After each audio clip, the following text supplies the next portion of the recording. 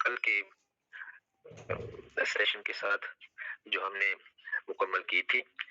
تو یہود کا جو ان کے اندر جو غلط فہمیاں تھیں اپنے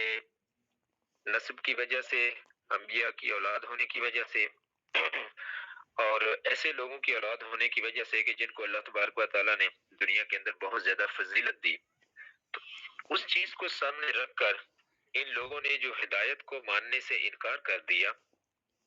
اس ہدایت کو کہ جس کے بارے میں ان کی کتابوں میں موجود تھا کہ یہ آخری ہدایت، فائنل ہدایت ہوگی انسانوں کے لیے، تو انہوں نے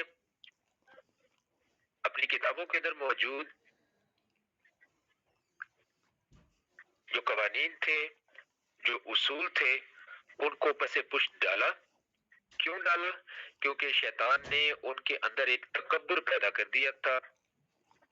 اور ان لوگوں کے اندر یہ غلط فہمی پیدا کر دی تھی کہ بس ہم تو کیونکہ نیک لوگوں کی اولاد ہیں تو ہمیں کوئی کسی بھی قسم کی تکلیف نہیں پہنچ سکتی آخرت کے اندر،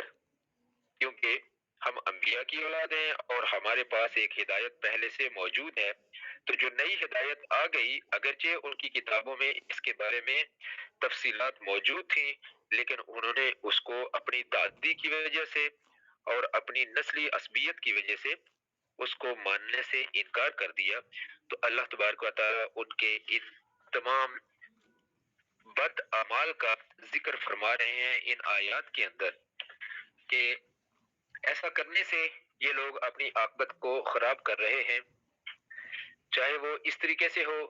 کہ یہ دین کے اندر تحریفات کریں، نئی نئی باتیں لائیں،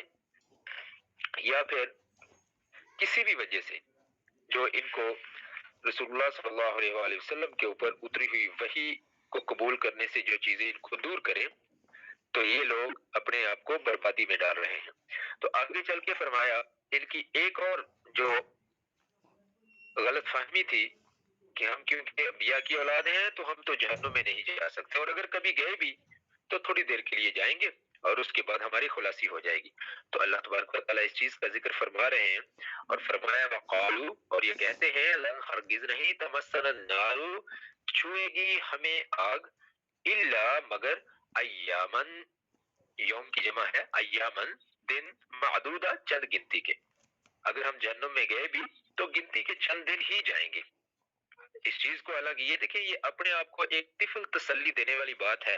ان کو بھی پتا تھا کہ جہنم کی آگ کیسی ہے۔ آج کوئی دنیا کی آگ کے اندر یہ مشاہدہ ان کے سامنے تھا کہ کسی انسان کے بس میں نہیں ہے کہ وہ جہنم کی، وہ دنیا کی جو کھانا پکانے والی آگ ہے، اس آگ کے اندر اپنے جسم کا کوئی حصہ چند سیکنڈ کے لیے بھی رکھ سکے، کسی کے لیے ممکن نہیں ہے۔ لیکن اپنے آپ کو انسان جب دھوکہ دینا چاہے، اپنے آپ کو جب دھوکہ دیتا ہے، اپنی آنکھیں بند کر لیتا ہے، تو یہی حال ہوتا ہے۔ وہ کہتے تھے چند دن جہنم میں رہیں گے، چند دن وہاں پر کون سی آسائش ہوگی جہنم کے اندر جلنا؟ کیا کوئی معمولی چیز ہے؟ اور چند دن کا مطلب کتنے گھنٹے بچ جائیں گے وہ؟ تو اس چیز کو انہوں نے بالکل نہیں سوچا اور کہنے لگی، صرف اپنے آپ کو یہ طفل تسلیاں تھیں ان کی، جیسے آج کل اللہ معاف فرمائے ہم لوگ بھی کبھی کبھار اس طریقے سے سوچ لیتے ہیں نا کہ کوئی بات نہیں، یہ چھوٹی سا گناہ ہے، ایک نہ ایک دن تو جنت میں چلے جائیں گے۔ اب وہ ایک نہ ایک دن پتہ نہیں وہ کب آئے گا۔ تو اللہ تبارک و تعالیٰ ہم سب کو محفوظ فرمائے ایسی سوچ سے اور ایسی بدعمالیوں سے جو کہ ہمیں اس چیز کی طرف لے جائیں۔ اللہ تعالیٰ اپنا کرم فرمائے ہم سب پہ۔ تو کہتے ہیں کہ ہمیں تو جہنم کی آگ اگر چھوئے گی بھی تو چند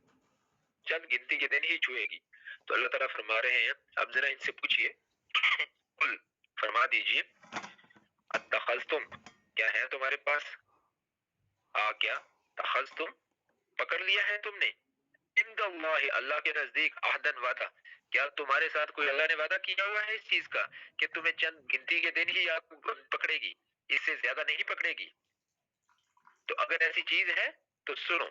فَلَن يُخْلِفَ اللَّهُ، اللہ تعالیٰ بالکل خلاف نہیں کرے گا عہدہ، اپنے وعدے کے۔ اگر کوئی اس نے ایسا وعدہ کیا ہوا ہے نا، تو وہ اپنے وعدے کے خلاف نہیں کرے گا۔ اور آگے فرمایا کیونکہ یہ ان کی بات جھوٹ ہے تو اس لیے فرمایا کہ ایک تو یہ سے پوچھئے کہ کوئی اللہ نے تم سے وعدہ کیا ہوا، بتاؤ ذرا، اب تقولون، یا پھر ایسا ہے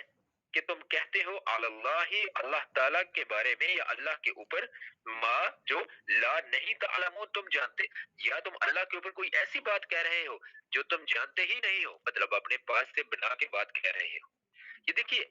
اس کا پرتاؤ جو ہے نا، وہ ایک اس کا جو عکس ہے وہ ہمیں نظر آتا ہے آج ہمیں اپنی امت محمدیہ کے اندر، کہ ہمارے معاشرے کے اندر اور ہم لوگوں میں یہ چیزیں کس طریقے سے در آئی ہیں۔ ہم کہتے ہیں کہ بڑی عجیب و غریب سی باتیں جو ہے نا وہ پھیلا دی گئی ہیں۔ ایک تو رسول اللہ صلی اللہ علیہ وآلہ وسلم جو اپنی امت کی شفاعت فرمائیں گے، اس کے بارے میں عجیب و غریب طرح کی کہانیاں وہ عوام الناس میں مشہور کر دی گئی، اور اس سے کیا ہوا کہ لوگوں نے یہ سمجھ لیا کہ ہم کچھ بھی کرتے پھریں، شفاعت تو ہماری ایک دن ہو جانی ہے۔ ارے اللہ کے بندو، اس چیز میں تو ہمیں بہت زیادہ احتیاط کی ضرورت ہے۔ ہم کس منہ سے رسول اللہ صلی اللہ علیہ وآلہ وسلم کے سامنے جائیں گے؟ اگر ہم نے اس طرح کے کام کیے ہوں گے کہ جو رسول اللہ صلی اللہ علیہ وآلہ وسلم کو سخت ناپسند ہیں، تو کس طرح سے ہم ایکسپیکٹ کر سکتے ہیں کہ ہماری شفاعت ہوگی، اور ہم کس طرح سے رسول اللہ صلی اللہ علیہ وآلہ وسلم کا سامنا کریں گے؟ تو کتنی یہ بے شرمی کی بات ہے کہ ہم لوگ اس طرح کے کام کریں جن سے رسول اللہ صلی اللہ علیہ وآلہ وسلم نے ہمیں منع فرمایا، اور ہم پھر امید یہ لگائیں کہ ہماری تو شفاعت ہو جائے گی۔ تو ان کا جو طرز عمل تھا یہود کا، اس کو بیان فرمایا گیا کہ اگر تو تم یہ سمجھتے ہو کہ ہمیں جو جہنم کی آگ ہے وہ چند دن کے علاوہ نہیں پکڑے گی، تو بتاؤ ذرا اللہ نے تم سے کوئی وعدہ کیا ہوا ہے؟ تو اللہ تو اپنے وعدے کے کبھی خلاف نہیں کرتا۔ یا پھر یہ بات ہے کہ تم اللہ کے اوپر جھوٹ باندھ رہے ہو، اور اللہ کے اوپر جھوٹ باندھنا سب سے بڑے گناہوں میں سے ایک۔ یہ جو بات اللہ تبارک و تعالیٰ نے نہیں کی، اس کو کہہ دینا کہ اللہ تبارک و تعالیٰ نے یہ بات کی ہے، استغفر اللہ۔ تو یہ ان لوگوں کو، یہ ان کے دل کے اندر ایک ظلم تھا۔ یہ کیوں تھا ظلم ان کے اندر؟ وہی ان کا کہ ہم تو اعلیٰ نسب ہیں، ہم تو انبیاء کی اولاد ہیں۔ تو شیطان انسان کے اوپر یہ اس کا اتنا زبردست قسم کا حملہ ہے کہ جو اس نے تمام ایجز کے اندر، جب سے انسان اس دنیا کے اندر آیا ہے، اس نے یہ حملے انسانوں کے اوپر کیے ہیں۔ اور وہ کہتے ہیں کہ ہم تو کیونکہ بہت نیک لوگوں کی اولاد ہیں، ہم تو کیونکہ ایسے لوگ ہیں کہ جن کا خاندان بہت اعلیٰ ہے، تو یہ کیسے ہو سکتا ہے کہ ہمارے لیے کوئی، ہمارے ساتھ کوئی آخرت میں ہمارے ساتھ کوئی معاملہ اس طرح کا ہو جو کہ دوسرے گناہگار لوگوں کے ساتھ ہوگا۔ تو اللہ تبارک و تعالیٰ ایسی سوچ سے ہم سب کو محفوظ فرمائے، تمام مسلمانوں کو ایسی سوچ سے بچائے اللہ تبارک و تعالیٰ، کیونکہ یہ سوچ انسان کو مکمل طور پر اپاہج کر دیتی ہے۔ انسان کوئی نیکی کا کام کرنے بلکہ اس نیکی کے کام کو سوچنے کے قابل بھی نہیں رہتا۔ جب انسان کے دل میں یہ بات آئی بس جی میں تو بخشا ہوا ہوں، میں تو جی فلاں پیر صاحب کا کیونکہ مرید ہوں، تو پیر صاحب مجھے ان کے ساتھ گھسیٹ کے لے جائیں گے، جہاں جہاں وہ جائیں گے میں بھی وہاں چلا جاؤں گا۔ تو یہ وہ غلط فہمیاں ہیں جو شیطان انسان کے دل کے اندر بہت اندر تک پہنچا دیتا ہے، اور اس کے دل کے اندر یہ غلط فہمیاں بہت بڑی جگہ بنا لیتی ہیں، اور انسان ایسا گنگا بہرا اور اندھا ہو جاتا ہے کہ وہ برائیاں کرتا چلا جاتا ہے، لیکن یہ سمجھتا ہے کہ نہیں کوئی مسئلہ نہیں ہے، برائیاں ہیں تو پھر کیا ہوا، میرا جن کے ساتھ تعلق ہے وہ تعلق بڑا مضبوط ہے۔ تعلق اس طرح سے مضبوط نہیں ہوتے۔ تعلق کو مضبوط رکھنے کے لیے جو رابطہ ہے اور جس کے ساتھ تعلق ہے اس کے ساتھ اچھائی اور اس کی باتیں ان کو ماننا، یہ بہت زیادہ ضروری ہے۔ اگر ایک تعلق ایڈمیشن کسی یونیورسٹی کے اندر، کسی کالج کے اندر، اسکول کے اندر لے لیا ہے، اور اس اسکول کی جتنے بھی رولز ہیں، اس یونیورسٹی کے جتنے رولز ہیں ان کو فالو ہی نہ کیا جائے، وہاں کی کلاسز ہی اٹینڈ نہ کی جائے، ان کے مطابق عمل نہ کیا جائے، تو ڈگری انسان کو خاک ملے گی، نئی ڈگری ملے گی،